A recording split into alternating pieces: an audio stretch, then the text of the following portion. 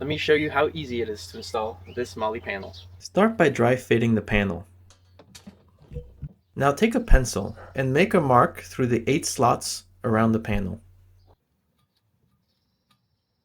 Take a mounting clip and insert it behind the seal. Keep it centered around your mark.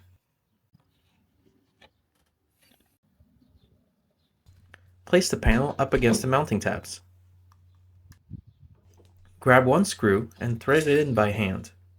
This should hold the panel in place. Place the second screw. If necessary, use the Allen key to line up the holes together. When the holes are lined up, insert one screw on the other side.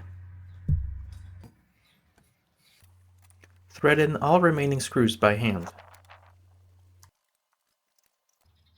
Make any final adjustments, then tighten all the screws.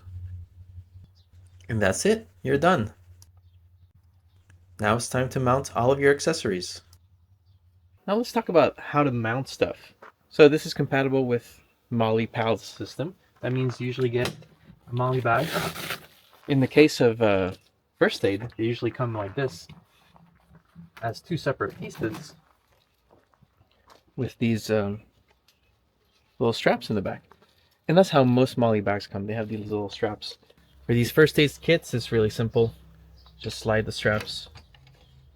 You don't have to go all the way out the bottom. You can come out a little early. Snap it. Do the same.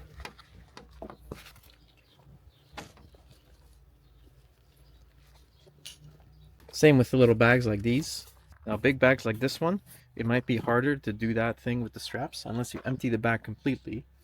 Or what I did is I used this other style of straps.